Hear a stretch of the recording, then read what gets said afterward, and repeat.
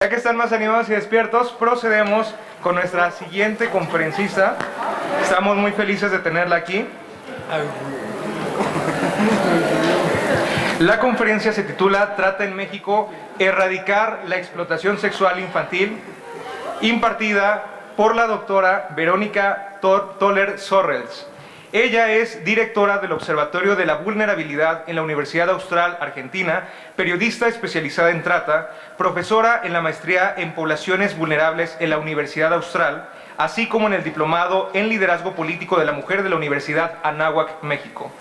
Premio Internacional de Periodismo Rey de España, y en México colabora como directora de comunicaciones y prensa del movimiento Viva México. Solicitamos la participación de la doctora Verónica Toller. Pido un fuerte aplauso para ella.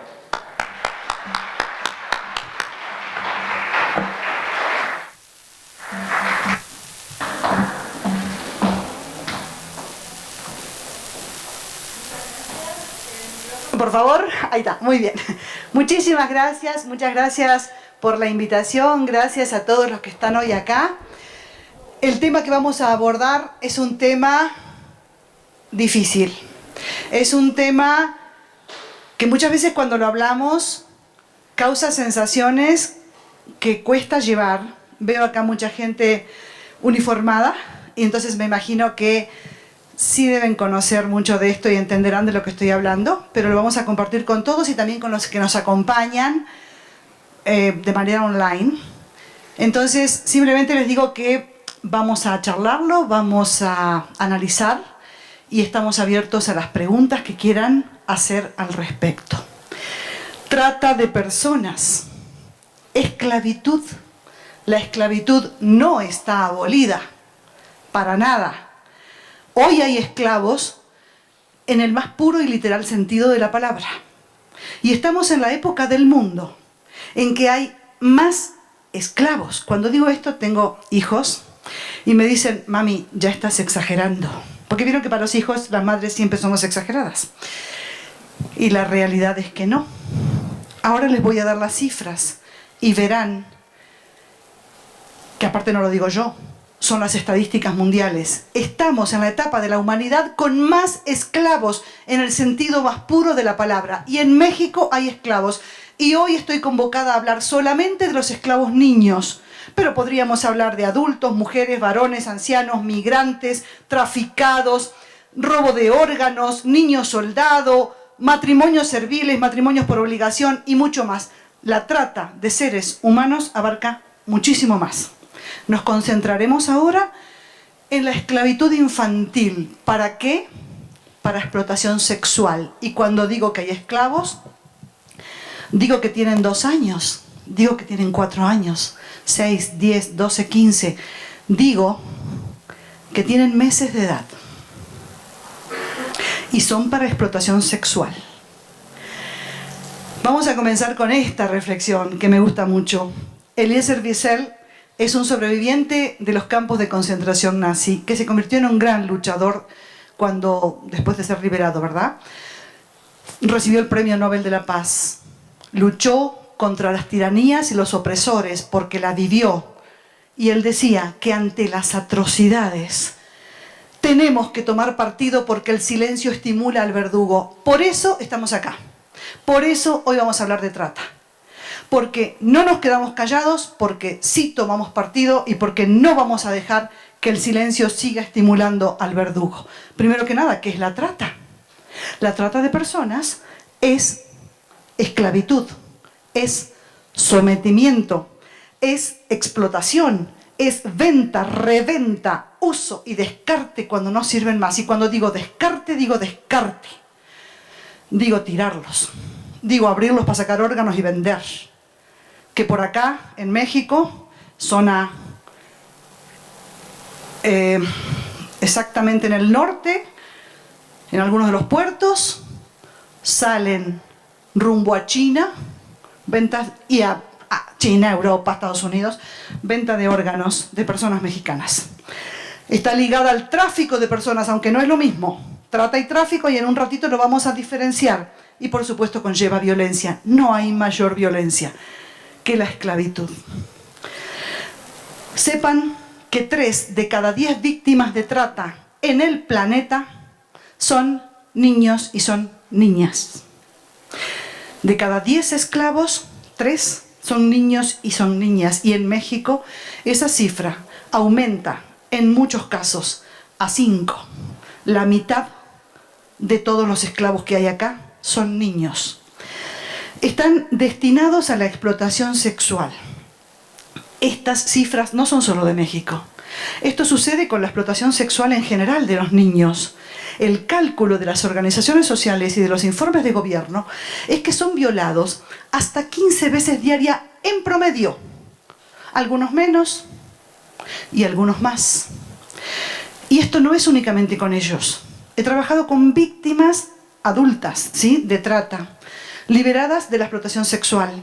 Recuerdo cuando una de ellas me decía: Vero, 40 clientes diarios me metían. Y me dolían tanto las piernas y todo lo demás que no hace falta nombrar, que me ponía hielo entre uno y otro porque no podía. Y venga otro, y venga otro.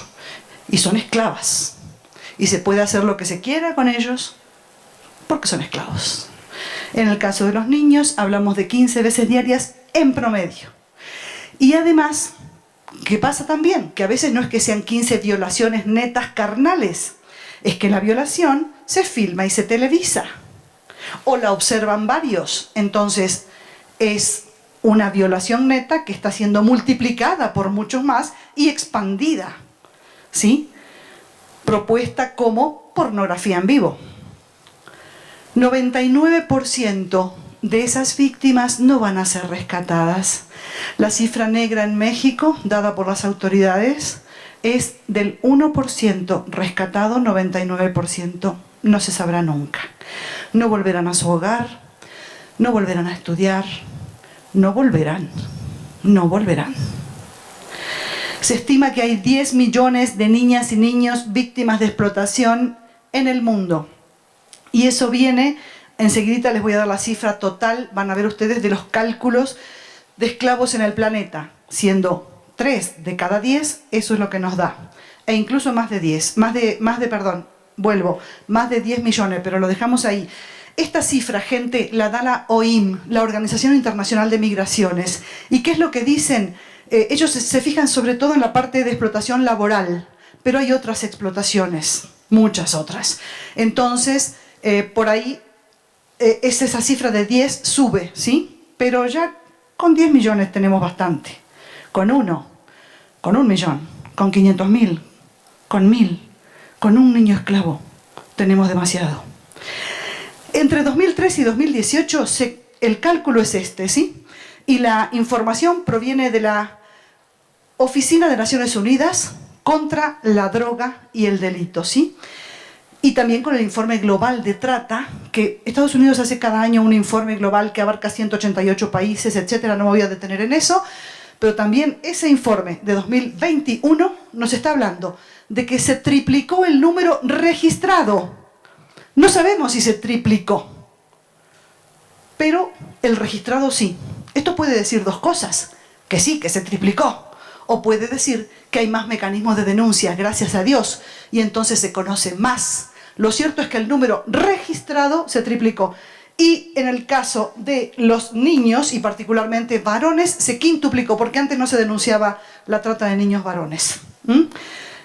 En América Latina tenemos el continente con más altos índices de denuncia de niños esclavos. Hay una definición que usan todos los países. Le llamamos definición de Palermo, porque se elaboró en Palermo, Italia. Muy significativo: Palermo, la mafia, la Cosa Nostra. En el año 2000 se juntaron representantes de todos los países, firmaron 145, pero hoy se han sumado más y hay 178 países firmantes de ese protocolo. ¿Que para qué era? Para la lucha transnacional organizada contra la trata y contra el crimen organizado. Y se define lo que es la trata, porque si no un país pensaba una cosa, otro, como las venden y trasladan a las víctimas, entonces pasaba a otro país y ya no era lo mismo, y ya no se lo defendía igual, y ya no se consideraba el mismo delito. Entonces se ponen de acuerdo y se habla de que la trata involucra reclutamiento, El reclutamiento puede ser que te levantan y secuestran, pero también puede ser que te engañan, que te mienten. El método del romance, que se usa muchísimo. Redes sociales, papá que la vende, mamá que la vende. Acá en México, nosotros trabajamos en el Movimiento Viva México en contra de esto. Ya les voy a contar la gira contra la trata que estamos haciendo. Pero en todo esto hemos levantado muchos testimonios y datos. Y tenemos datos concretos de papás que venden a sus niños. Y perdonen si son crudos los datos. Yo no tengo que pedir perdón en realidad por el dato. La humanidad que somos nosotros deberíamos pedir perdón porque estas cosas pasen. Papás que venden por 100 pesos a sus niños 10 minutos de felación. Y si a alguien le queda duda lo que es la felación, sexo oral. ¿Y saben por qué usan a los niños en trata sexual?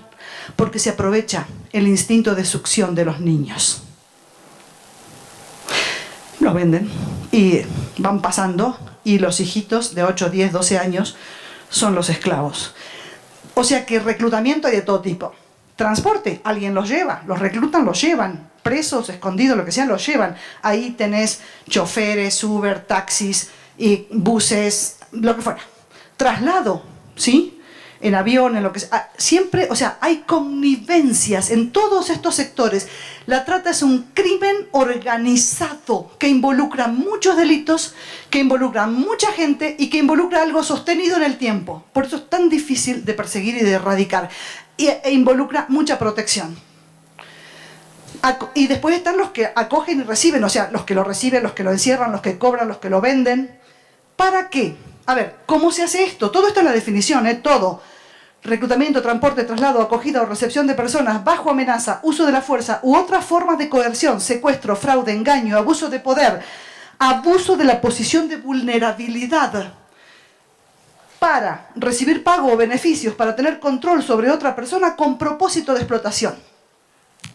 Lo de la vulnerabilidad lo marqué, porque muchas veces dicen, no, está aquí porque quiere. Y entonces en la redada policial, gendarmería, prefectura, ejército y la mar en coche, hacen redada. ¿Por qué está acá? ¿Por qué está acá? ¿Por qué está acá? ¿Por qué vos estás ahí? ¿Cómo es tu nombre? Tenés chaleco. ¿Tu nombre? Rosa María es esclava. Y se acaba de hacer una redada. Rosa María, ¿y por qué estás acá? Y claro, los tratantes y esclavistas están ahí. Y sabés lo que te va a pasar si denuncias.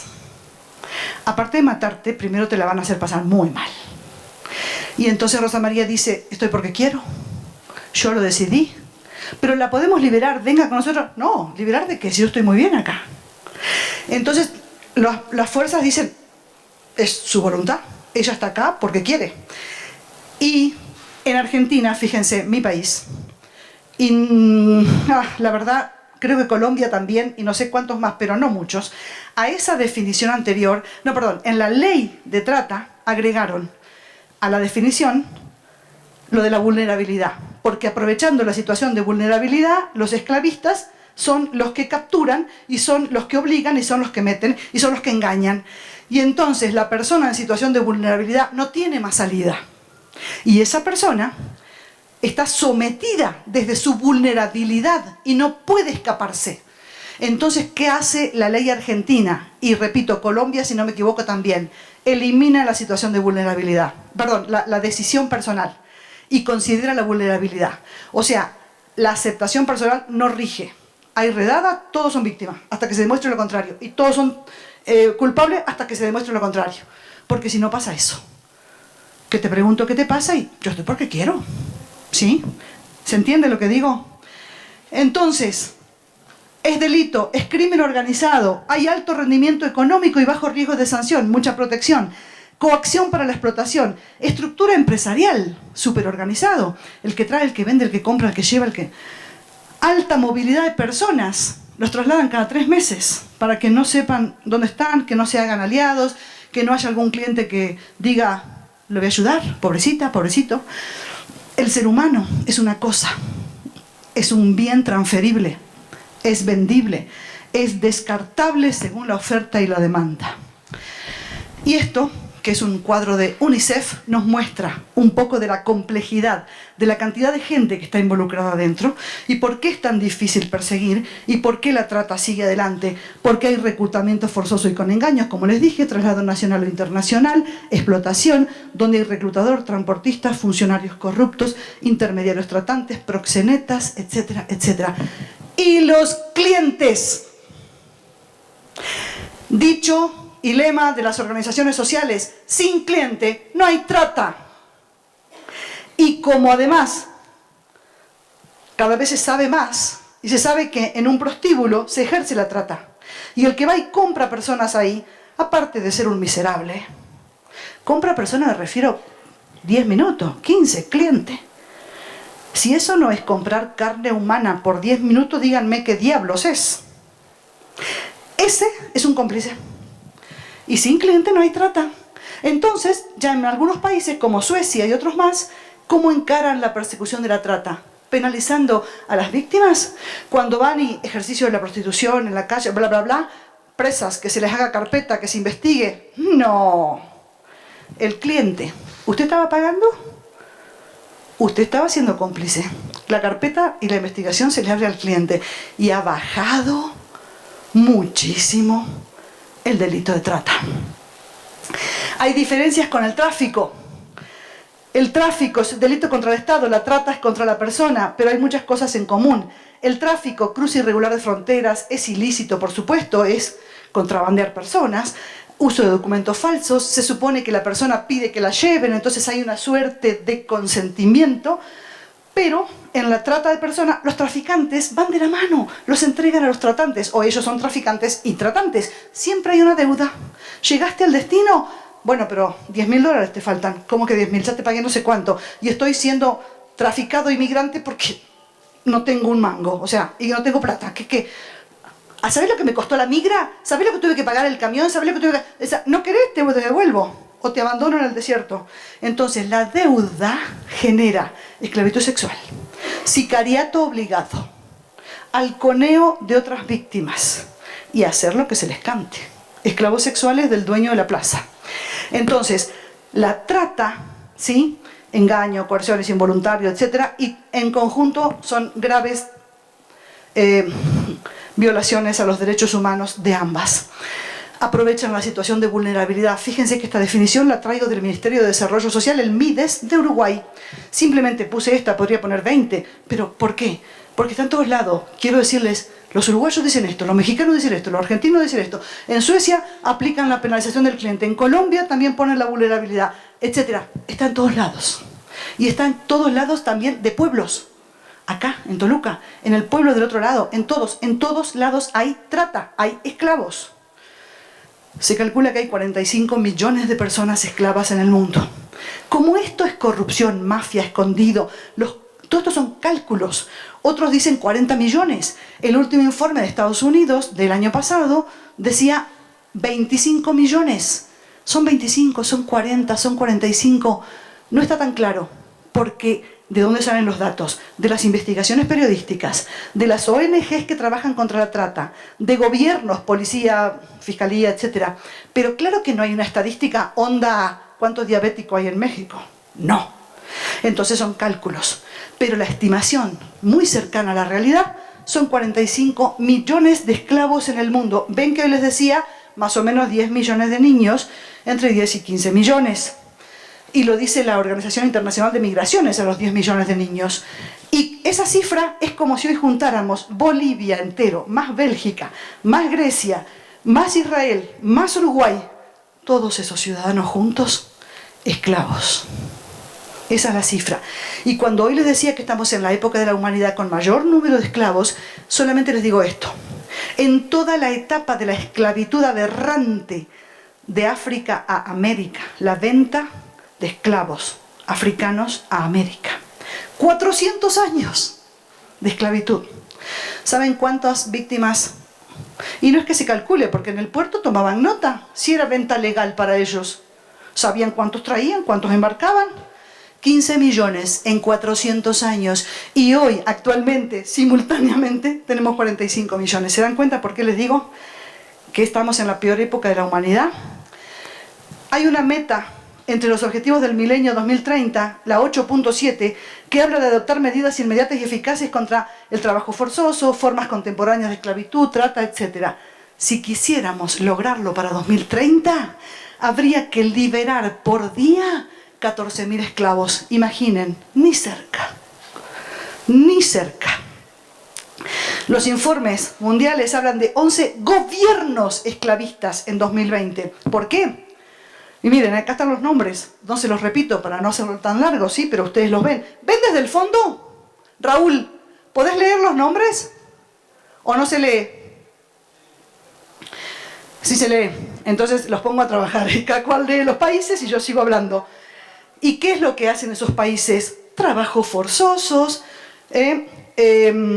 esclavitud sexual de mujeres y niños, en campos del gobierno, contratación y reclutamiento de niños soldado, detención de personas por grupo étnico y los mandan a trabajos forzosos. Todo eso es trata.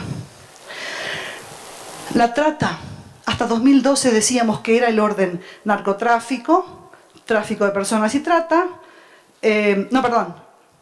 narcotráfico, tráfico de personas, narcotráfico, tráfico de armas, la carrera armamentista y tráfico de armas, después personas y después animales. Ahí empiezan a decir, no, pará, la venta de personas ya reditúa más que la venta de armas ilícita. Imagínense, con todas las guerras y demás, el tráfico de personas más que el tráfico ilegal de armas. Y hoy por hoy está a la par con el narcotráfico mundial.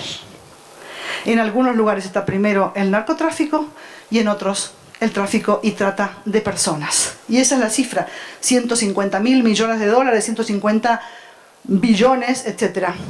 En Latinoamérica, víctimas de trata sexual, particularmente sexual, porque en otros hay más trata laboral, por ejemplo, ¿sí?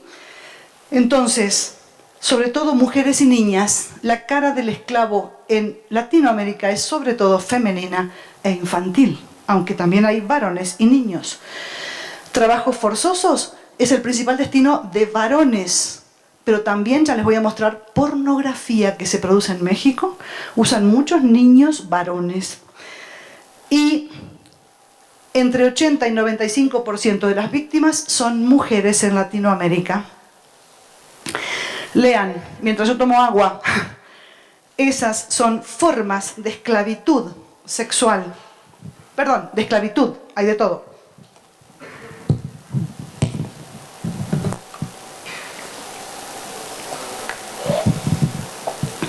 Experimentación biomédica forzada, venta de flujos humanos, desde semen hasta sangre, órganos, tráfico de órganos, extracción ilegal, niños soldado, mulas de droga. Soy periodista y trabajo en frontera.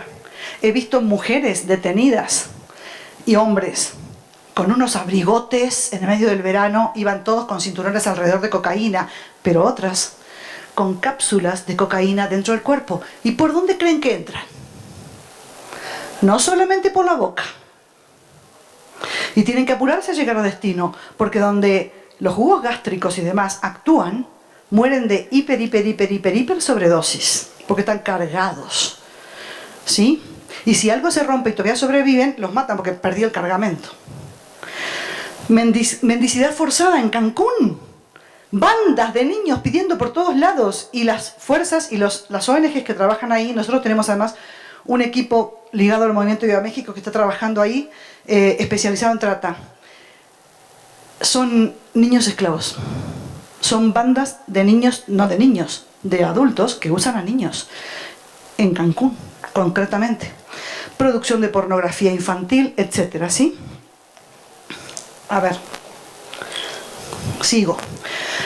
En México, denuncias simplemente de ir en buses, en camiones, pueblo en pueblo, llevando las niñas esclavas, las muestran así como mercancía, eligen acá, las compran, se las quedan, sube otras, se las llevan, ¿sí?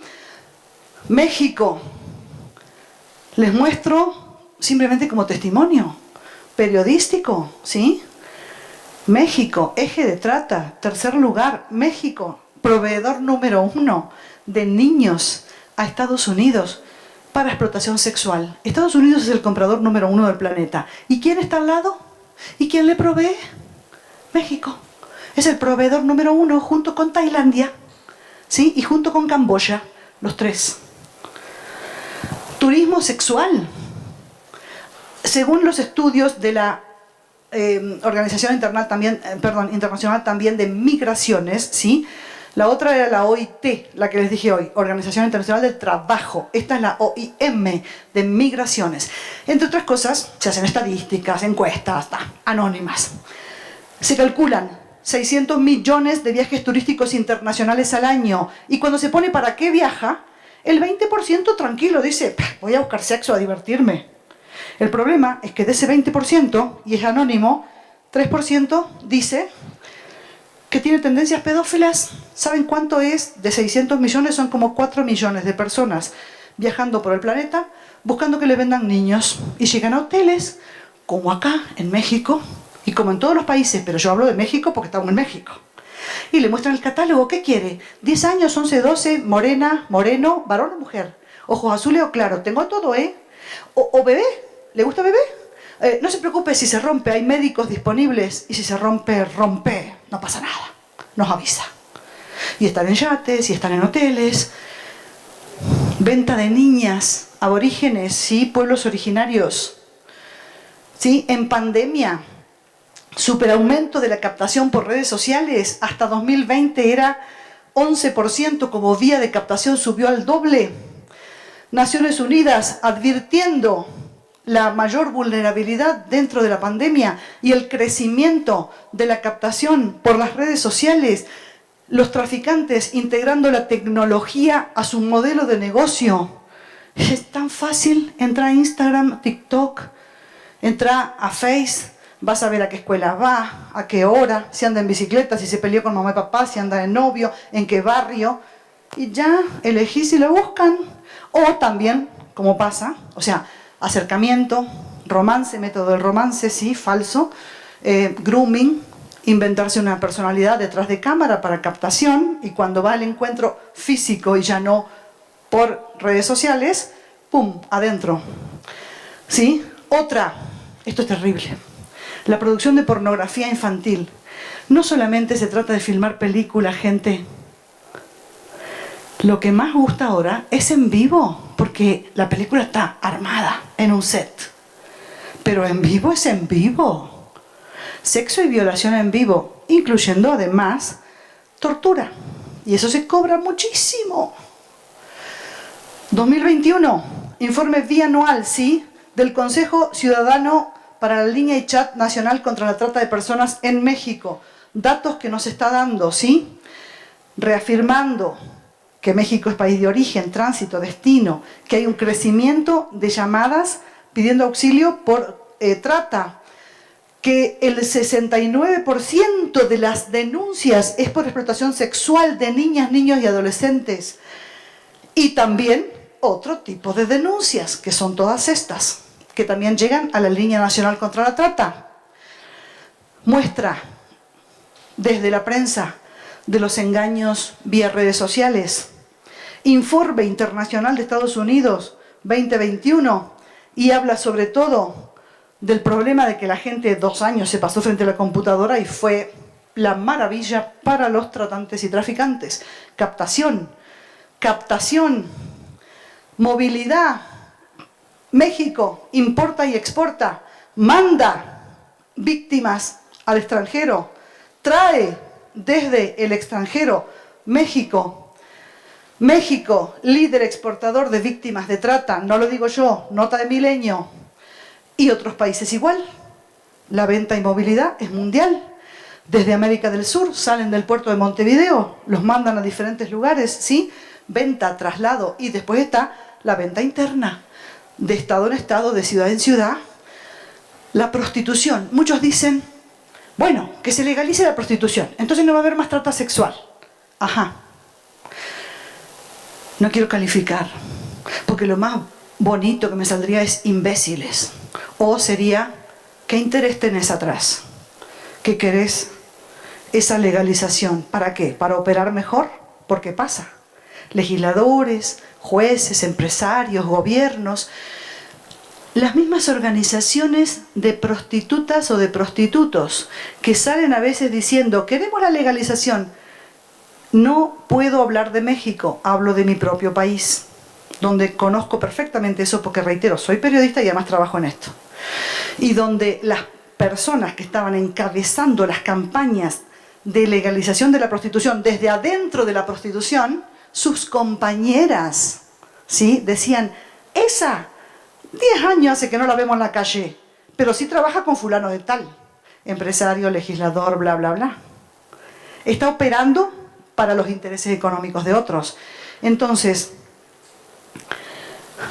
México, durante la pandemia, datos de la UIF, ¿sí?, Unidad de Investigaciones Financieras, Santiago Nieto lo informó, 2020, creció 117% la producción de pornografía infantil en 2020 en México en la pandemia.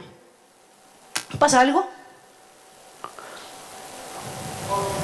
¿Todo bien? En Argentina también, porque esto no es solamente de acá, 80% en Argentina. Miren, datos, Consejo de Derechos Humanos, yo les pongo la fuente porque me parece sumamente importante que sepan de dónde provienen los datos. Acá no estamos hablando por hablar, ¿sí? Datos, ¿sí? Consejo de Derechos Humanos de la Organización de Naciones Unidas. No sé qué me querías decir, Isaac, pero bueno, ya sé que era antes Santiago Nieto, no ahora, ya sé, pero cuando estaba lo dijo y fue un informe que salió por todos los periódicos y televisión de México, ¿sí? Entonces, el Consejo de Derechos Humanos de la Organización de Naciones Unidas, México genera el 60% de la pornografía infantil mundial. Lo que se consume en todo el mundo, 60% se produce acá. Se produce acá. Noticias diciendo producción de pornografía infantil. ¿Les parece que esta es una actriz porno?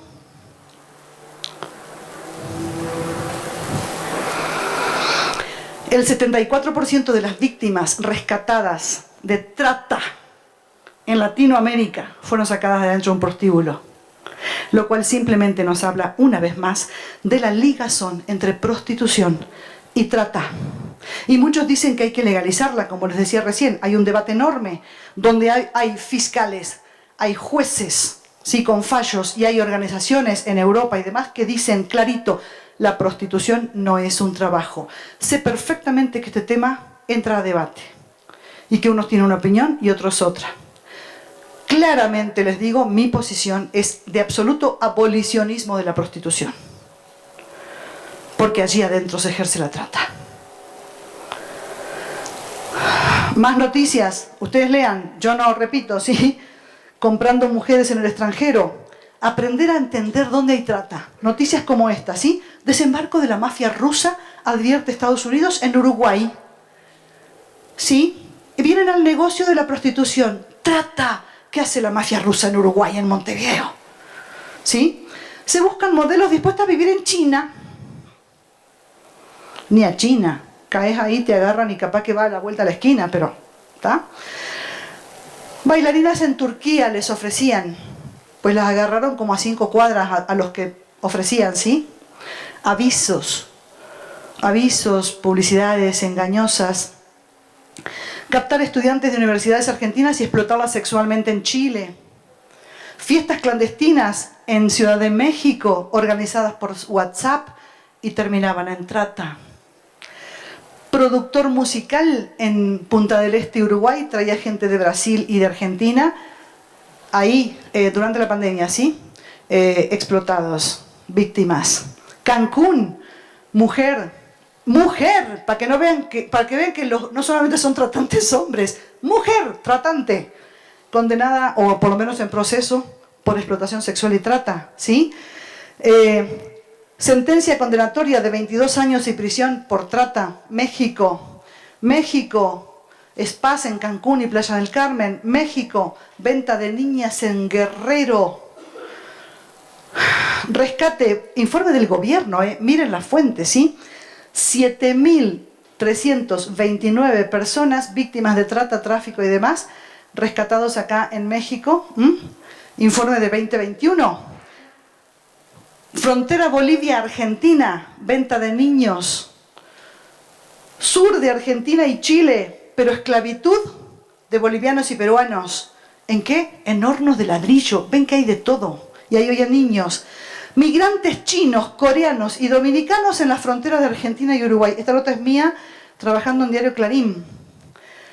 Esta es una nota que hice para CNN, ¿sí? 16 años, engañada, va al lugar, la esperaban.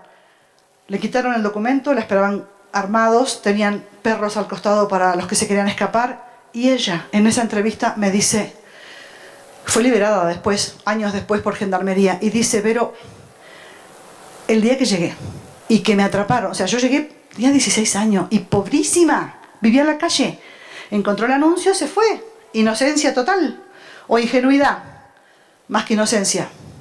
La meten al prostíbulo y ahí sí, sin periodo de ablande, porque la trata tiene generalmente un periodo de ablande. Esta noche, me dijo ella, fue el bautismo de fuego. ¿Qué creen que fue el bautismo de fuego? Se cierra el prostíbulo, el dueño invita a los VIP, que son, ¿sí?, VIP, sus amigos, invitados especiales. Me dijo ella, había entre 40 y 80, no sé, porque ni me quiero acordar. Pero, ¿quién hacía el servicio? Solo ella. Terminó en el hospital 3 meses. 3 meses, 16 años. Chat entrevistando a una víctima que no quería ni que la filmara ni nada por miedo. Miedo. Y yo le decía, ¿qué querés hablar? Quiero que agregues algo. Que en el encierro se perdía el sentido del día en que vivía. No te das cuenta ni siquiera de eso. Hay tantas cosas que recordar que la mente se bloquea. No me saldría la voz en este momento. Ni siquiera elegir la ropa te permitían. Te la daban, ¿sí? La comida, hasta guisos inmundos de rodajas de tripa nos cocinaba la mujer del rufián. Todo bajo llave. ¿Quién puede vivir así? Yo quería morirme. Una mujer vino enferma, enfermó a un cliente, nos llevaron a todas a inyectarnos penicilina 1.000.000. Le digo, onda, penicilina, ¿sabes que hay alergia? ¿Les hicieron alguna prueba? Claro que no. Sí, ahí me dice dónde fue. Nos llevaron a todas en auto a una enfermería de noche, por supuesto que sin análisis. Después el dueño de ese lugar murió, ¿sí? Al tiempo. Rufián que había torturado a una mujer. ¿Por qué? Porque se había hecho muy amiga de un cliente. Y el tipo dijo, sos mía, no de ningún cliente. Entonces, ¿sí? A ver, ¿dónde está? ¿Dónde está cuando ella cuenta?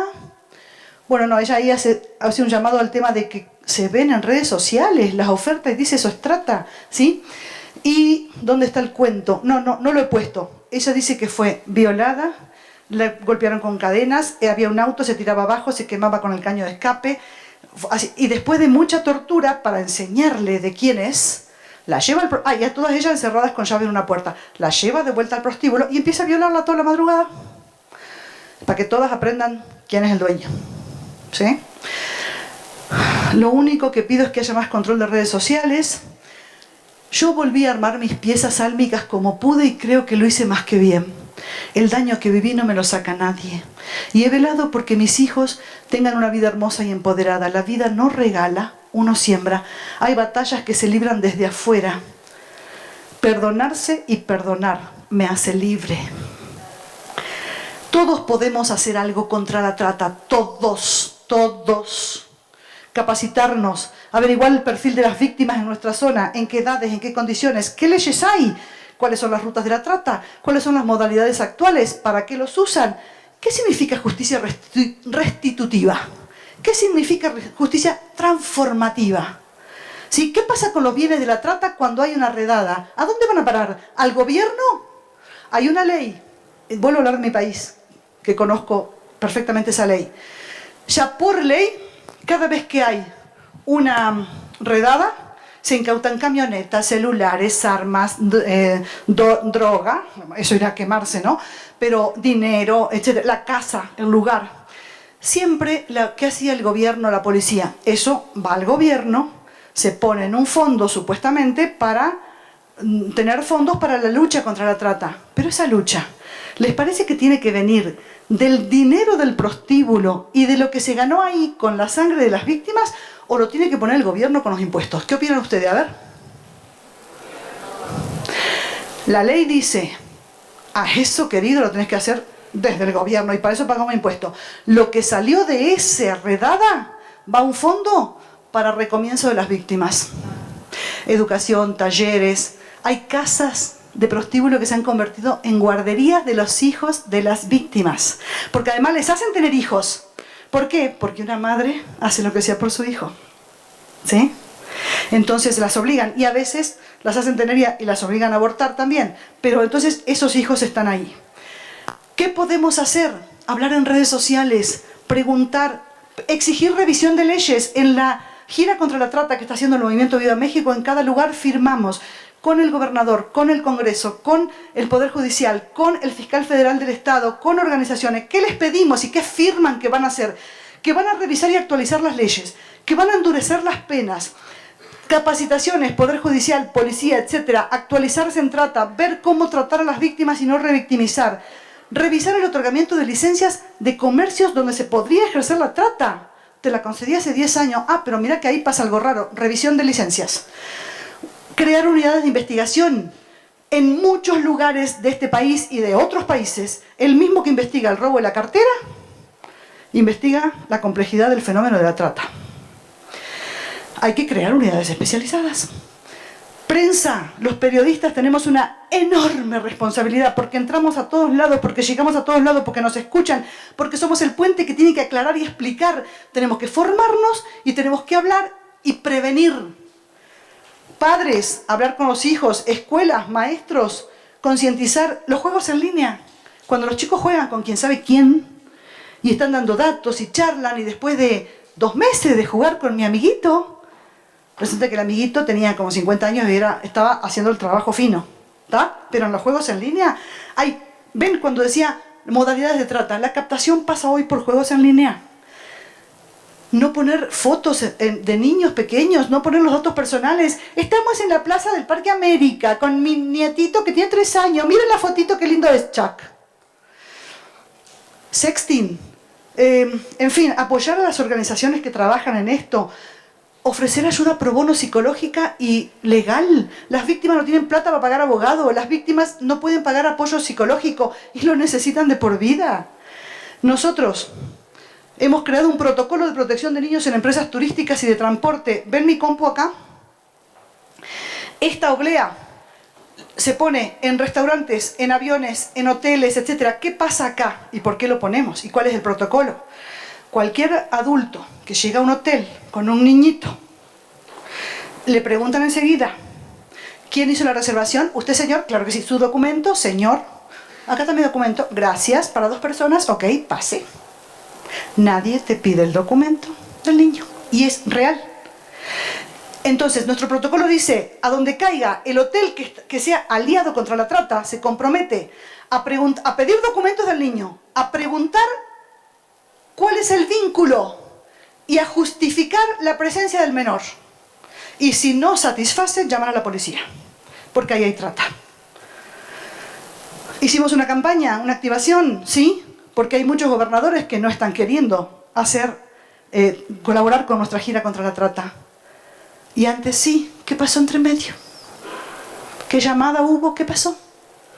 Entonces, en esa activación estamos diciéndole a la gente de los estados, pídanle a su gobernador que sí hagamos esto y que firmen todo lo que les dije hoy, revisión de leyes, etc.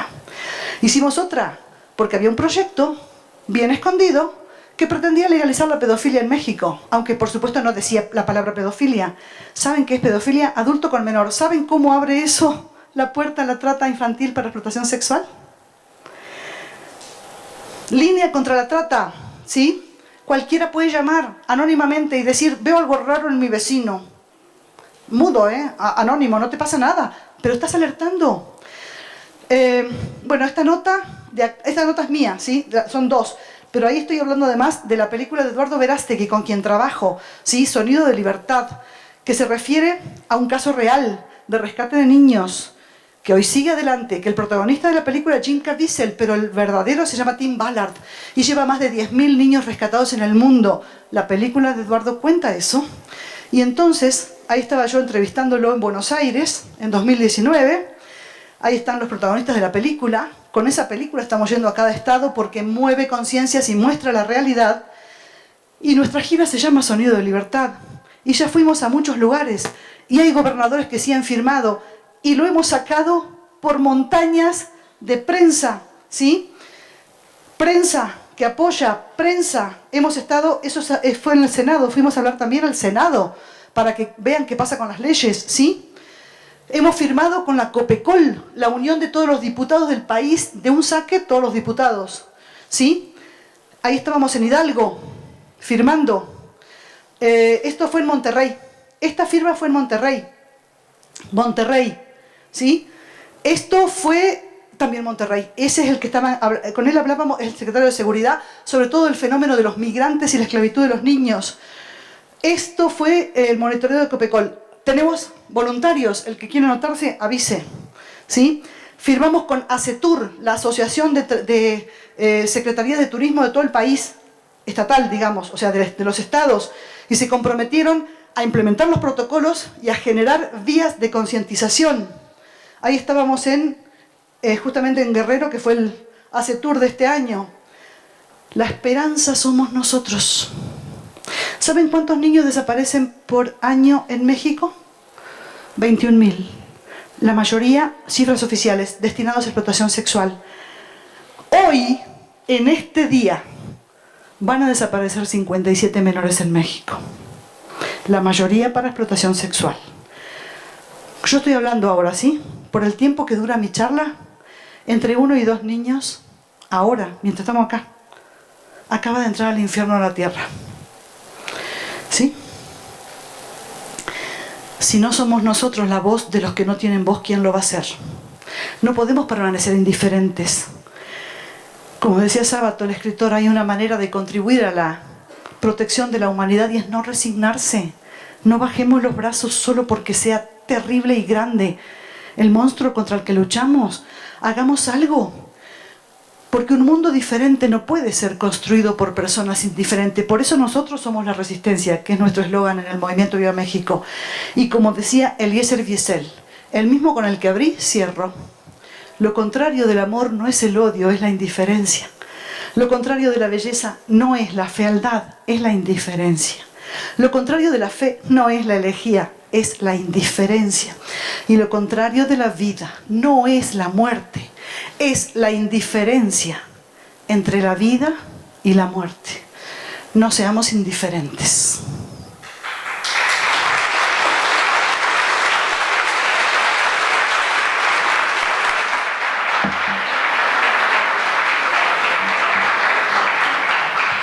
Bueno, le hago entrega el reconocimiento a la maestra Verónica Toller.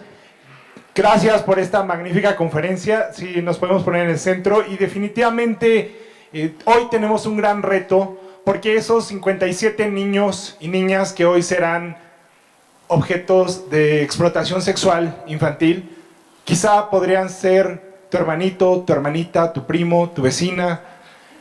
Y realmente nos tenemos que llevar una gran responsabilidad. Aquí tenemos a cadetes que se están formando para ser futuros funcionarios públicos y garantizar la seguridad. Tenemos a estudiantes y muchas personas que seguramente aquí surgirán futuros diputados, diputadas, legisladores, senadores y sobre todo desde la sociedad civil nos corresponde seguir alzando la voz por aquellos que no pueden ser escuchados. Un fuerte aplauso para la maestra Verónica. Muchas gracias.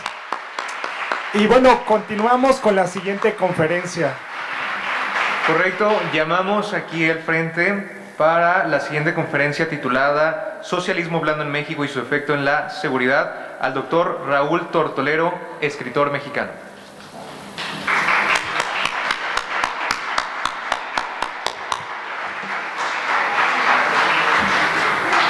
Bienvenido, doctor. Bien, cedo la palabra. Sí, gracias. Muy buenas tardes, ¿cómo están? No quiero hablar mucho hoy, quiero más bien dialogar con ustedes, así que voy a plantear unos conceptos y después de haberlos planteado me gustaría escucharlos a ustedes, sus propuestas, qué conclusiones tienen sobre el tema que les voy a proponer. Entonces el tema es el socialismo blando y sus consecuencias en la seguridad en todo el país. Bueno, no sé si algunos de ustedes piensen, sí, no te preocupes, no sé si ustedes todavía piensen ustedes que todavía no estamos viviendo en un régimen de socialismo en México. A veces pensamos en el socialismo como algo lejano, como algo que sucede a lo mejor que sucedió en Rusia, en la URSS, que sucede en Cuba, en Nicaragua, en Venezuela, pero no nos damos cuenta a lo mejor que en México ya estamos viviendo un cierto tipo, una cierta vertiente de socialismo, que es a la que yo le llamo socialismo blando, ¿sí? Entonces, bueno, para que más o menos vayamos entrando en el tema de qué es el socialismo blando, me gustaría que alcen la mano si saben qué es el marxismo clásico. Alcen la mano si sabe, alguien que sepa. Digo, no les voy a preguntar qué es, nada más para más o menos situarnos. ¿Sí? ¿Has oído hablar del marxismo? ¿Nada más uno de todos? Bueno, dos, tres, poquitos. Bueno, está bien. Ok, no hay ningún problema, no es examen ni nada, tranquilos. Bueno, el marxismo clásico vamos a tratar de definirlo de una forma muy breve. Es el llamado que hace Carlos Marx en el Manifiesto Comunista de 1848 a los proletarios del mundo a que se unan para que se adoctrinen, es decir, que adquieran una cierta conciencia de clase. Pero ¿qué es esta conciencia de clase? Significa empezar a odiar a los ricos, empezar a odiar a la gente acaudalada, a los dueños de los medios de producción. Este adoctrinamiento era necesario. ¿Para qué? Para que entonces estuvieran en condiciones de tener armas y hacer una revolución sangrienta para finalmente instaurar una dictadura del proletariado. Esto es básicamente el marxismo clásico. No sé, lo dije muy rápido, pero bueno, pues para no alargarme tanto, ¿no? Una versión cortita. Los proletarios son los pobres del mundo. Para Marx eran básicamente los campesinos, y por eso en la bandera del comunismo hay una hoz, un instrumento campesino, y también hay un martillo que simboliza a los obreros. O sea, la unión de los obreros y los campesinos forma el proletariado. Es el sujeto revolucionario del marxismo clásico, el proletario. ¿Sí? Bueno. Ahora ya no estamos viviendo en el marxismo clásico, digamos, eso tuvo como su punto de quiebre. Yo lo situaría ahí por 1989, con la caída del muro de Berlín, y 2 años después, en el 90-91, con la caída de la Unión de Repúblicas Socialistas Soviéticas, la URSS. ¿Sí? Ahí se termina el llamado, bueno, sí, lo que podemos considerar el marxismo clásico, y entonces empezamos a vivir el marxismo posmoderno, que es de lo que voy a hablar un poco ahora. El marxismo posmoderno ya tiene diferentes estrategias para llegar al poder y para conservarlo, pero básicamente es igual de maligno que el marxismo clásico.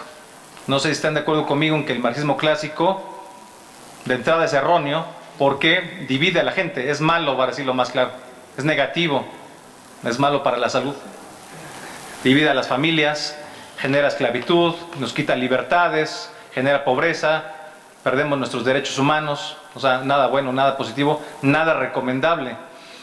Entonces, en el marxismo clásico, como dijimos, el sujeto revolucionario, el proletario, llegaba al poder a través de las armas.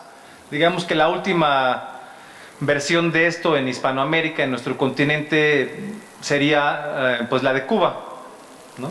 En 1959, ya saben, estos barbones que no habían dicho durante la revolución que iban a imponer un comunismo, pero que sí lo impusieron.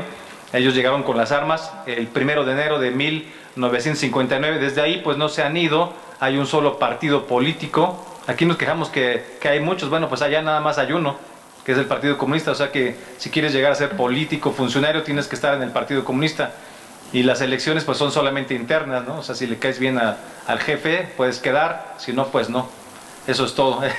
No hay periódicos, no hay mucha libertad de expresión. Entonces, si quieres ser periodista, tienes al Granma, que es el único medio que hay básicamente, que es del gobierno. No pues, se puede decir nada contra Fidel Castro, ni contra su hermano, ni contra Miguel Díaz-Canel, que es el que está ahorita de presidente. Así de sencillo. Y si no ven grafitis en las calles, no crean que es porque hay falta de rechazo al gobierno. Es porque no hay grafitis, no hay aerosoles. O sea, no hay nada, ni aerosoles ni ninguna otra cosa. No hay fábricas de pantalones, no hay papel de baño, no hay jabón, no hay pasta de dientes, no hay alcohol, no hay insumos médicos. No es cierto que Cuba sea, dicho sea de paso, que sea una potencia médica. es un cuento, es propaganda comunista. Bueno, pues en 1959 pues cae, digamos, este modelo revolucionario armado que es el que fomenta el Che Guevara y toda esta gente. Equivocados todos y además son asesinos, porque el Che Guevara era un asesino despiadado. No sé si han leído que tenía un lugar que se llama La Cabaña y ahí él fusilaba a mucha gente, ahí se fusilaron más de 1500 personas y él se enorgullecía de haber fusilado como a 200 él con sus propias manos.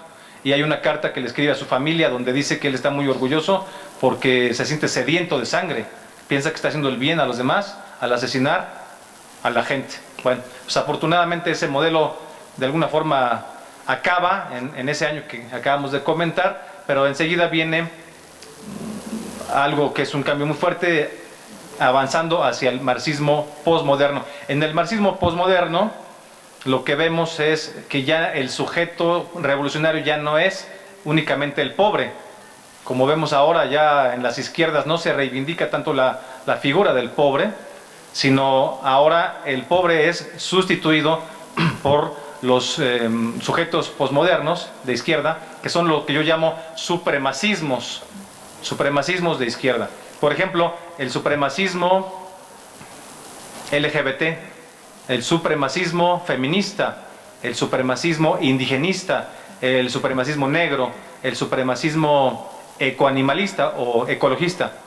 ¿Por qué digo esto? Aclaro de antemano que no tengo nada contra quienes sean homosexuales, no tengo nada contra las mujeres, las amamos, por supuesto.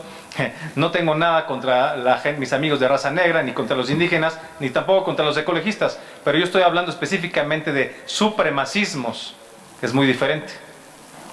Por ejemplo, ¿a qué me refiero cuando digo supremacismo feminista? Solo por poner un ejemplo de estos nuevos sujetos revolucionarios de izquierda, posmodernos. Por ejemplo, el supremacismo feminista, una conversación entre una supremacista feminista y una mujer, digamos, tradicional. La supremacista se siente superior a la mujer normal, tradicional, y dice, tú eres todavía una esclava, yo ya soy libre, soy superior a ti, moralmente soy superior a ti porque yo ya me libré de todo. Yo ya me libré de Dios, no creo en Dios.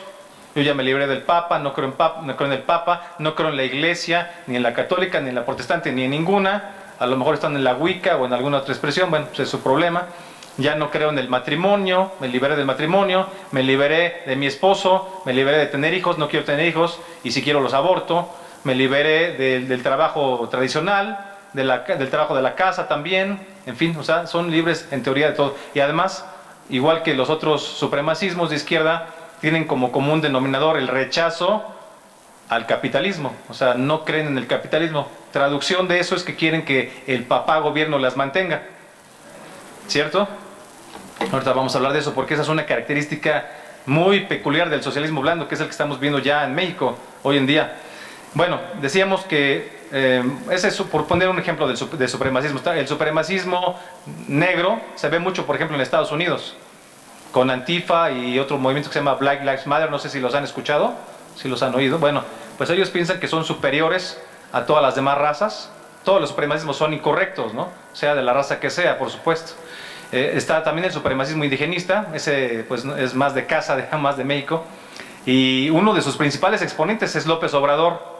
No sé si recuerdan, por ejemplo, que durante mucho tiempo, a partir de las fechas de ahí más o menos del 13 de agosto del año pasado, de 2021, tenía en el back, en el fondo de sus conferencias de prensa mañaneras, son aburridísimas además de chafas, no sé si se dieron cuenta que tenía un Quetzalcóatl. Bueno, podemos pensar, ahorita la Suprema Corte de Justicia de la Nación tiene un proyecto, por eso ayer fuimos también a hacer nuestra segunda manifestación a las puertas de la Suprema Corte de Justicia de la Nación, porque hay un ministro que se llama Juan Luis González Alcántara Carrancá, que quiere prohibir los nacimientos católicos, o sea, el pesebre, ¿no? El poner los muñequitos, todo eso, es una tradición bonita, navideña, familiar. ¿A quién le hacen daño? Por amor de Dios, ¿a quién le hacen daño? A nadie. Pero quieren prohibirla. Y en cambio, el señor López Obrador tenía a un Quetzalcóatl en sus conferencias, lo tuvo muchísimo tiempo, además con nuestro dinero, o sea, porque eso cuesta dinero. Y además también en la calle también pusieron un Quetzalcóatl, bueno, muchas cosas. El Quetzalcóatl pues era un dios era un dios azteca. Pero pues dicen, bueno, pero eso ya fue hace mucho. Bueno, no, pues Jesucristo también fue hace mucho, pero todavía es Dios, ¿no? O sea, yo creo que eso no pasa de moda, ni se puede cambiar, ni nada. Pero el señor López Obrador es un supremacista indigenista, no solamente por poner el Quetzalcóatl, sino por ponerse del lado únicamente de los indígenas, cuando aquí en México pues hay más razas. No, o sea, sí tenemos sangre indígena, y además estamos muy orgullosos de la sangre indígena, como de la negra y de la española también. Somos hijos de la hispanidad también. Pero el hecho de decir los españoles tuvieron la culpa de todo, trajeron solamente violencia, viruela, diezmaron a la población, esclavizaron, es una mentira. Claro que no le reconoce nada a los españoles, por favor. En cambio, además él, pues es un nieto de españoles, ¿sí sabían? López Obrador, su abuelo era de Cantabria. O sea, el señor tiene más sangre española que de cualquier otra raza, y quiere que el Papa pida perdón por lo que hizo la Iglesia Católica. Pues, ¿qué hizo la Iglesia Católica? Pues ayudarnos a todos a vivir, pienso yo, ¿no? Al menos así lo veo yo, que soy católico y además soy cristero. Sí les quiero decir, no importa que estemos en un recinto que se llama Benito Juárez, no hay problema de eso. Pero bueno, sigamos. Decíamos que es el supremacismo indigenista.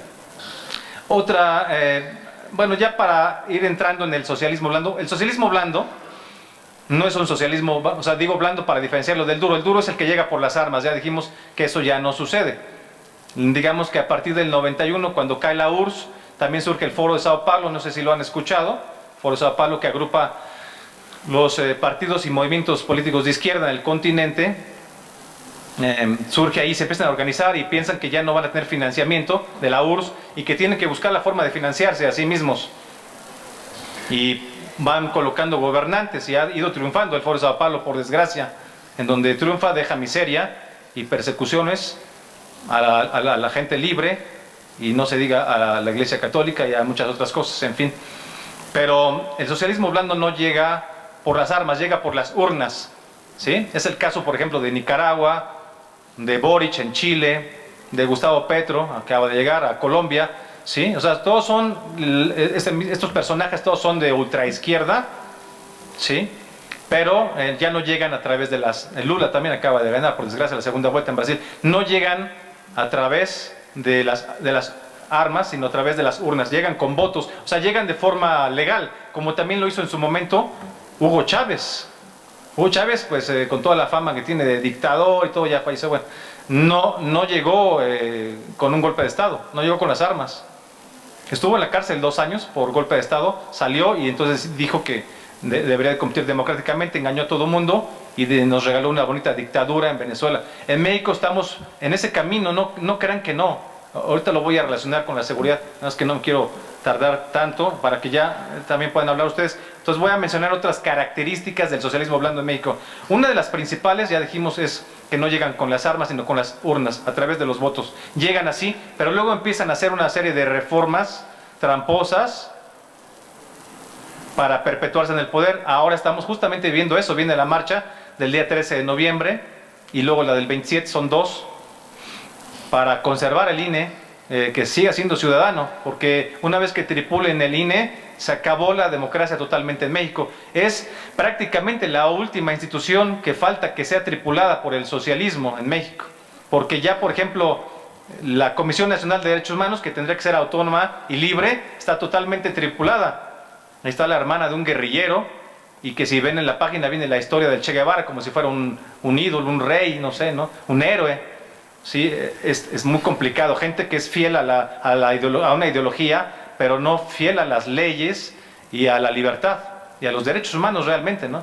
La Comisión Nacional de Derechos Humanos debería ayudar a la gente, no nada más a los amigos de la izquierda, ¿no? Yo no veo que haga nada para combatir el aborto, por ejemplo. Que, bueno, pues el aborto pues es un crimen. Y además, pues hay que decirlo, el primer derecho humano es el derecho a la vida. Si no tenemos ese derecho, ya los demás derechos no existen.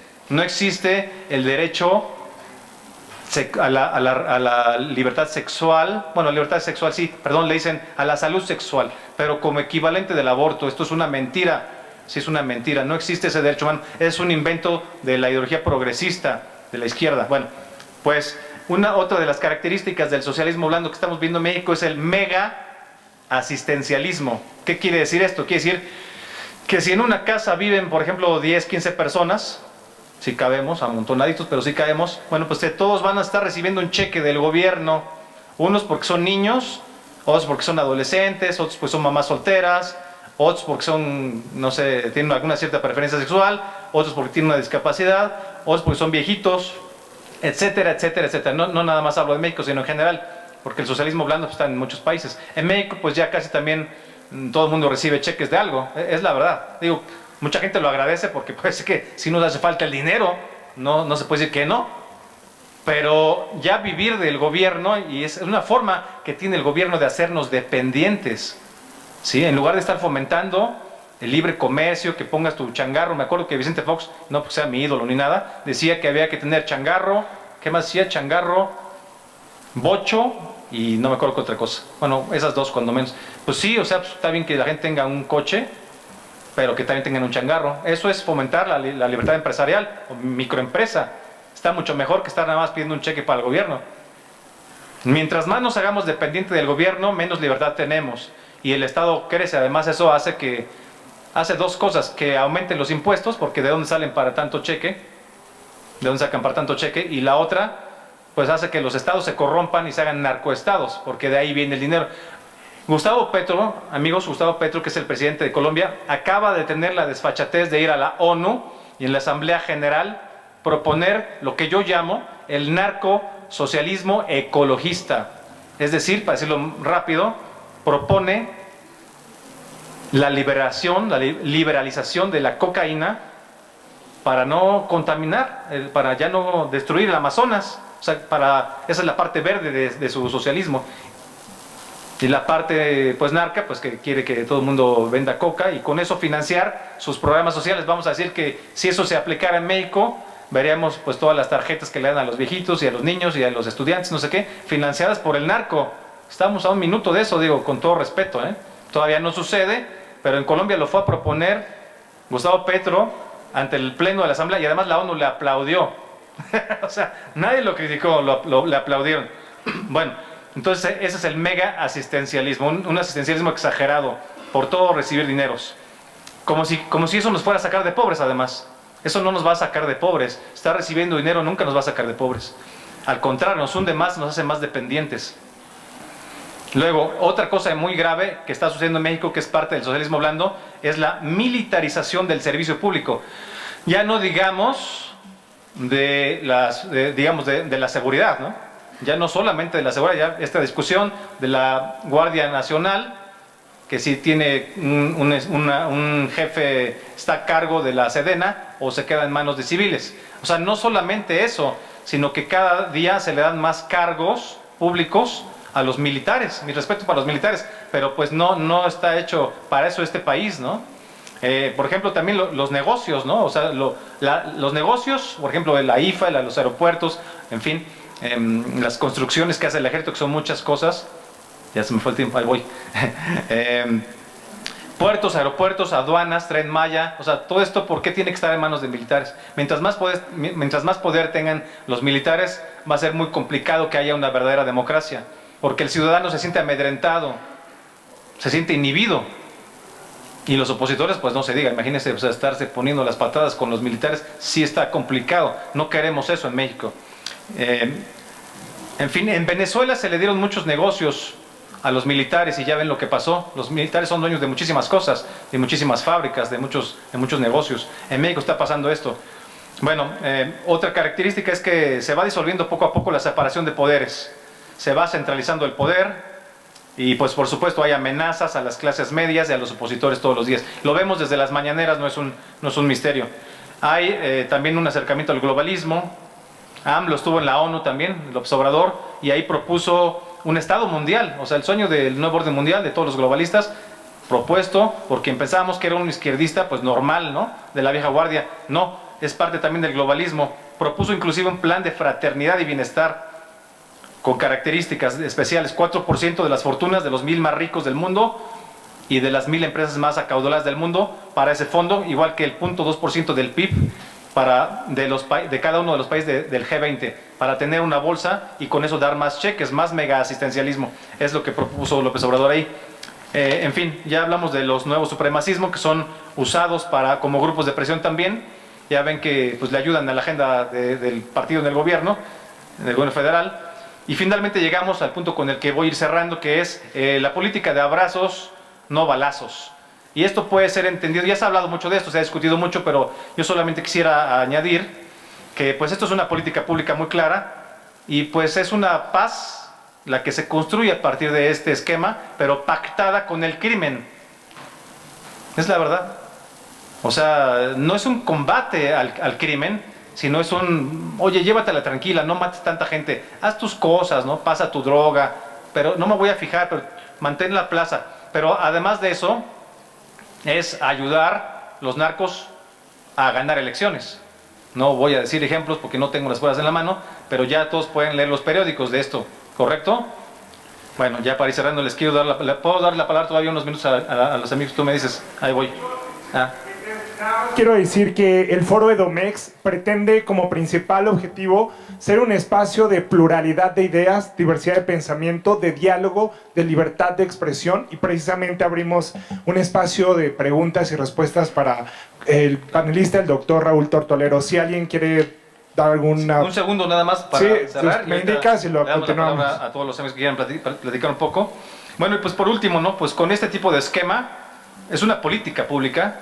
Lo de abrazos, no balazos, o sea, no es una frase ocurrente de López Obrador, es una política pública. Se va generando poco a poco un estado criminal o un narcoestado. Hay una pérdida de soberanía. Estaba leyendo unos estudios norteamericanos en donde se dice que más del 25% del territorio nacional ya está en manos del narco. O sea, ya el Estado no entra ahí. Seguimos en este esquema, se va a perder totalmente la soberanía.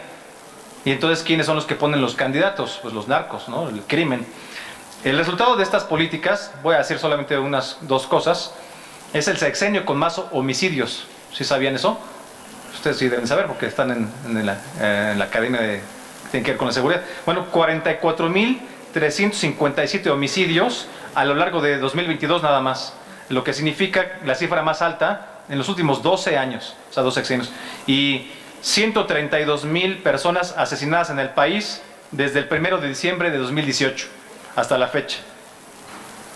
Este sexenio pues se perfila para ser el que más ha acumulado casos por homicidio doloso, mucho más arriba que el de sexenio de Felipe Calderón o el de Peña Nieto. Periodistas asesinados, que también es otra forma de registrar lo mal que anda el país, 35 ha habido en este sexenio. Es el peor caso, pero de todo el mundo. Es el país donde más se asesinan periodistas en todo el mundo. O sea, peor que Siria, peor que Afganistán, que Pakistán, ¿sí?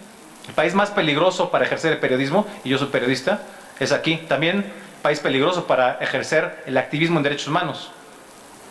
En fin, pues no quisiera dar yo únicamente mis propuestas de cómo podemos solucionar esto, porque quisiera escucharlos y no quiero contaminarlos, solamente quiero dar una línea. Una cuestión muy importante es que tenemos que poner nuestros valores por delante. Y esto es muy claro. Si somos católicos, ser católicos, si somos cristianos o de la religión que seamos, pero poner por delante nuestros valores. No debemos de corrompernos en ningún momento. Esto es muy importante y lo digo porque sé que aquí hay gente que se está preparando para el servicio público en seguridad. Eso me parece que es lo más relevante de todo. Y ahora sí le damos la palabra a las preguntas y respuestas. Así es. 3 preguntas. ¿Alguien tiene algún cuestionamiento? Igual, este es un espacio, repito, de libertad de expresión, de debate público. Si alguien disiente de lo que se ha dicho, pueden expresarlo. Tenemos una mano levantada. 2, adelante. Bueno, le cedemos el uso de la palabra si pueden decir su nombre y su pregunta, por favor. Claro, buenas tardes. Mi nombre es Rocío Martínez y la pregunta es: el presidente Andrés Manuel López y el gobierno actual llegaron justamente por la vía de la democracia al poder. El pueblo mexicano confía en este sistema político. ¿Cómo consideras la iniciativa de ley enviada por Morena para la reforma electoral? Sí, muchas gracias. ¿Sí se escucha aquí? Sí. Bueno, la iniciativa de reforma para la ley electoral me parece que sería una regresión a los años en que vivíamos un régimen totalmente autoritario. Me parece que es una suerte de golpe de Estado blando que quieren dar desde el gobierno a la democracia en este país.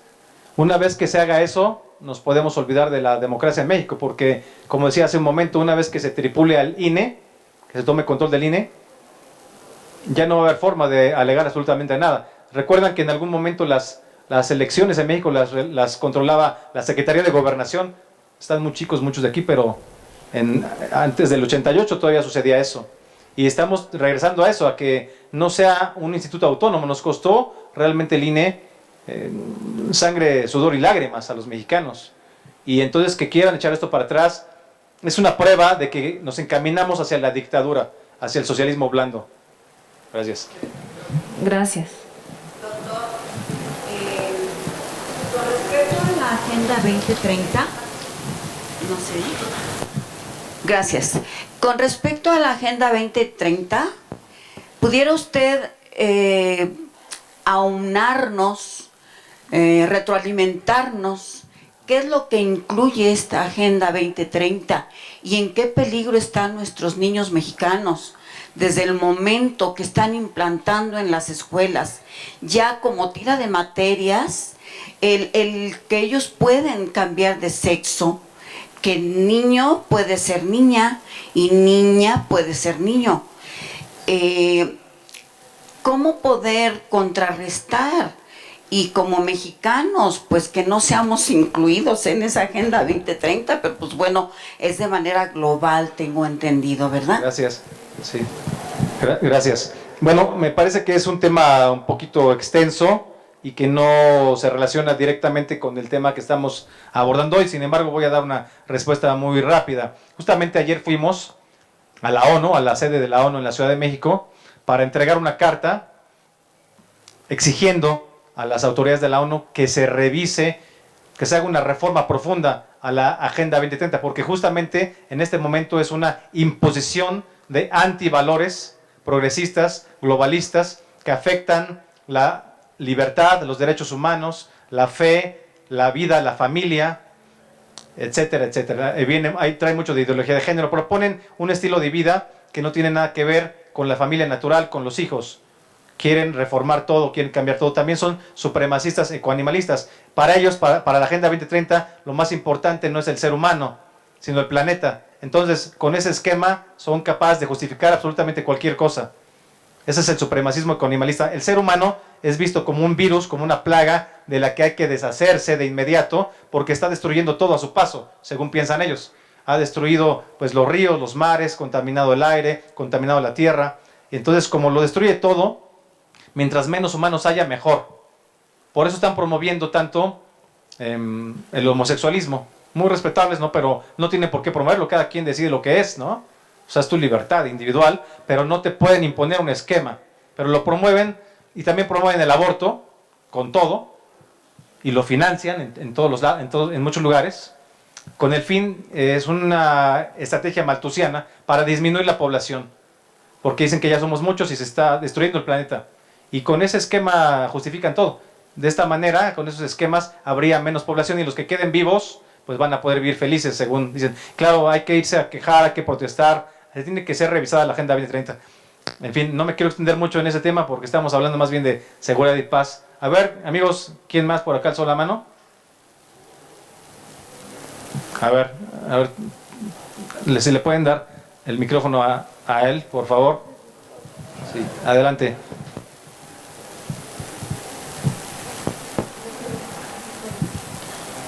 Sí, dos. Ah, sí, me escucho. Ok, abordando el... ¿Me regalas tu nombre, por favor? Mi nombre es Edgar, un gusto. Gracias. Para servirle. Tengo una duda, una cuestión acerca de lo que acabo de comentar sobre ese tema. Primero, tengo dos cuestiones. Número uno, no me quedó muy bien en claro cuál era su objetivo en su conferencia.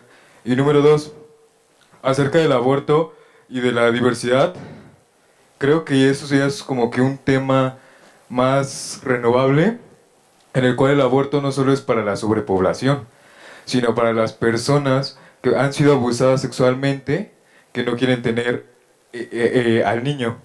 Entonces, para las violaciones, para los abusos, también es algo grato para aquellas personas, porque de hecho ya también para las personas de LGBTQI+, ya hay una ley. Yo que estoy estudiando Derecho, leí la ley que abarca, donde avalan sus derechos, avala el concubinato de padre e hijo, avala también el matrimonio. Entonces, no sé, mi cuestión hacia ustedes, ¿por qué el exigir que sean otros valores hacia esas personas o hacia el aborto? Ok. Bueno, gracias por tus comentarios. Tu primera pregunta, ¿cuál es el objetivo de mi exposición? Pues hacer ver qué es el socialismo blando en México. Eso está muy sencillo. Y lo que dices, pues te veo como preocupado por lo del aborto. Es que el aborto no es un derecho. Y no importa lo que hayas leído, con todo respeto, pero no es un derecho. No es un derecho de la salud reproductiva ni nada. El primer derecho de todos es el derecho a la vida. A ti no te abortaron, a mí tampoco, y por eso podemos estar contentos. Con todo respeto, lo digo con todo respeto. Pero siempre quieren que el aborto se ejerza en terceras personas. Pero nunca dicen, me hubieran abortado a mí, hubiera sido mejor. Nadie dice eso. Siempre quieren el aborto para otra persona, para otra persona. Pero esa otra persona también tiene derechos. Y si tú estás estudiando Derecho, bueno, pues entonces para que seas un abogado de aquellos que están por nacer, que también son seres humanos, O sea, no son un saco de células, como dijo en algún momento una filósofa rusa, Ayn Rand. No es un saco de células que nos estorbe en nuestro proyecto de vida. Se trata de un ser humano que está en gestación y hay que proteger sus derechos. Los derechos empiezan desde el momento de la concepción. Pero bueno, tampoco es el tema hablar del aborto el día de hoy. Y en cuanto a la diversidad, bueno, sí, cada quien es libre de hacer lo que crea conveniente. Yo estoy hablando en contra del supremacismo. No en contra lo dije muy claro, que no tenía yo nada en contra de los homosexuales en lo particular. Cada quien es libre. Estoy diciendo el supremacismo, porque el supremacismo te impone una agenda. Piensa que hubo, por ejemplo, te voy a poner un ejemplo, piensa que hubo esta que le llaman Marcha del Orgullo Gay, me parece que fue el 28 de julio, ayúdenme con la fecha, bueno, me parece que fue el 28 de julio o de agosto. Y nosotros fuimos a rezar el rosario afuera de la catedral, porque hay un rosario para hombres, ¿sí? Y ese coincidió con ese día. Y pues ahí estaban todas estas personas, y nosotros no los molestamos, pueden hacer su marcha, su reunión, su manifestación, pero ellos sí nos molestaron a nosotros. Dicen que hay que respetar sus derechos, pues ellos ya tienen todos los derechos ya son para todos en la Constitución, sin excepciones. Y tú lo sabes muy claramente, porque eres abogado, o estás estudiando estás estudiando leyes. Los derechos son para todos, no se pueden aplicar para unos sí, para otros no. Eso quiere decir que los homosexuales pues tienen todos los derechos. Pues sí, pero también nosotros, y a nosotros sí nos agredieron, nos escupieron, nos discriminaron por estar rezando el rosario ahí. Entonces eso me parece delicado. También nosotros tenemos derechos, los católicos, los cristeros. Bien. ¿Sí? Muchas gracias. Continuamos con la última pregunta para que podamos continuar con la clausura del evento. Tenemos aquí... Hola, ¿qué tal? Yo me llamo Christopher, vengo de la Universidad de Jalatelco, la Universidad Iberoamericana, y estudio Relaciones Internacionales. No es como tal una pregunta que yo tengo, sino un comentario, ¿no? Propio, como todos. Bueno, igual en parte se me es un poco relevante el tema del aborto, ya que pues siempre, a final de cuentas, va a ser una decisión propia, porque pues no vas a tener una opinión o un habla por cada persona, ¿no? Ya que pues son sus propios derechos y X. Bueno, después de esto comentaba la señora, sinceramente no sé qué sea, perdón, una disculpa, pero comentaba sobre la Agenda de 2030. Dentro de esto yo creo que siempre va a seguir abarcando la forma de los adoctrinamientos que van a existir dentro de los sistemas que están mostrándote los gobiernos desde hace años, desde hace siglos, en los cuales crean estos dogmas, estas doctrinas dentro de los jóvenes que estudian alguna carrera o simplemente de los propios que van saliendo de cualquier preparatoria, por ejemplo, en el cual siempre te muestran cómo ser un empleado, nunca te muestran más a ser más que eso, no te muestran a ser tú una persona emprendedora que pueda tener tus propios ingresos por una forma diferente, en la cual puedes vivir una vida en la cual no tengas que estar trabajando de 7 de la mañana a 9 de la noche para pues, mantenerte día a día, ¿no? Entonces, pues esto sinceramente no va a cambiar, ya que los adoctrinamientos que existen dentro de las televisoras, en los cuales tienen un temor a la población, con noticias de muerte, de drogas, que son también temas que se hablaron anteriormente. Pues simplemente son agendas con una forma de vista falsa hacia el pueblo, hacia la humanidad completa del propio mundo, que pues siempre nos van a mantener una forma de vista demasiado falsa, en la cual van a querer mostrar un gobierno bueno, que no va a seguir existiendo obviamente, como lo existen entre los, por ejemplo en México, las formas que tienen de convenio entre... No sé si puede ser más concreto, porque ya te perdí un poco el hilo. No te entiendo bien qué quieres decir. O sea, concretamente, ¿qué estás comentando? O sea, ¿o qué preguntas? Perdón. Pues como tal...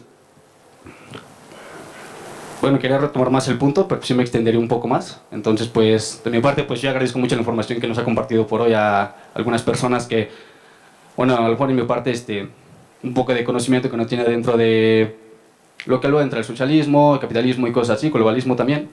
Y pues son muy buenos estos foros, ya que pues, abren más la mente de las demás personas que pues, a lo mejor necesitan un poco de conocimiento para adentrarse a esto y así surgen más palabras por más personas.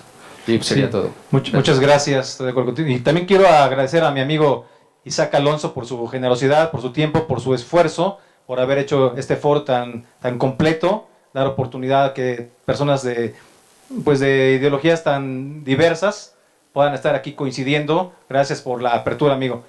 Por mi parte es todo. Espero que les haya sido útil mi ponencia. Muchas gracias.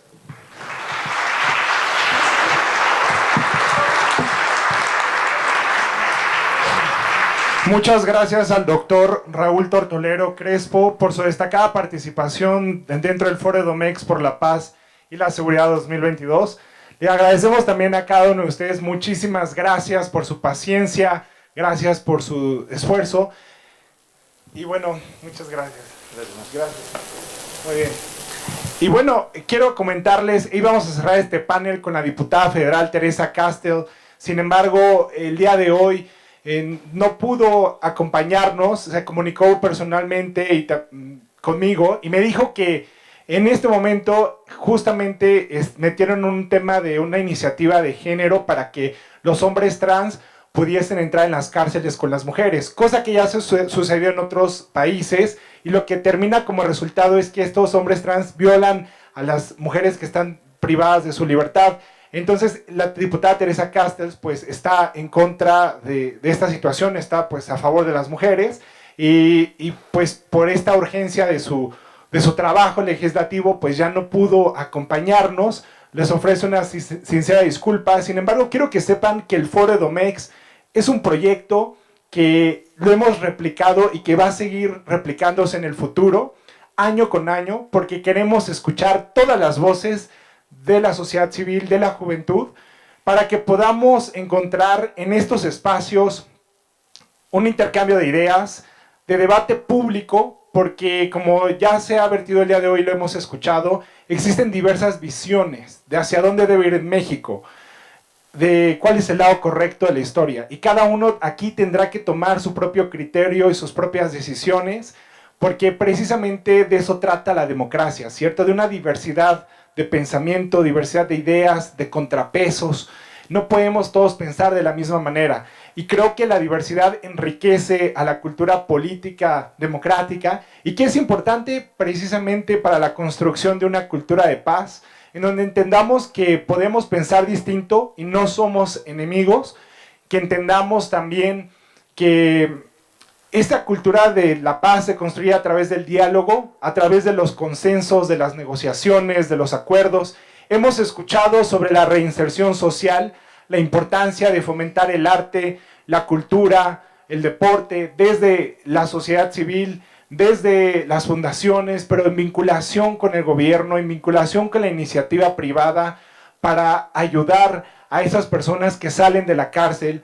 Hemos escuchado también sobre el terrible tema de la explotación sexual infantil y de la trata de personas, que en México desafortunadamente tenemos ahí un gran reto y un gran pendiente, y yo de verdad tengo esperanza en cada uno de ustedes, en que lo que hoy han escuchado se lo llevarán a sus hogares como reflexión, y que el día de mañana, cuando ocupen un puesto público, ya sea como oficiales de policía, comandantes, funcionarios públicos o simplemente ciudadanos responsables con nuestro país, seamos conscientes de que somos más los buenos y que no podemos ser indiferentes ante la corrupción. Debemos evitar ser indiferentes ante el crimen organizado, que precisamente están bien organizados, como ya se ha expuesto el día de hoy, que no podemos seguir siendo parte del problema, porque o somos parte de la solución o somos parte del problema. Hoy todos nosotros somos parte de la solución, hoy todos nosotros estamos escribiendo una nueva historia para el país. Siéntanse orgullosos, orgullosas de estar presentes en este momento, porque la esperanza recae en nuestros hombros y la responsabilidad está en nuestras manos. Yo creo en los Estados Unidos mexicanos como un gobierno del pueblo, por el pueblo, para el pueblo, cuyos únicos poderes se derivan del consentimiento de los gobernados. Una democracia en una república, una nación soberana de muchos estados soberanos, una unión perfecta, única e inseparable, establecida sobre esos principios de libertad, igualdad, justicia y humanidad, por los cuales nuestros patriotas mexicanos han sacrificado sus vidas y fortunas. Yo por eso creo que mi deber hacia mi país es defenderlo, obedecer sus leyes, respetar su bandera y defenderlo de cualquier enemigo.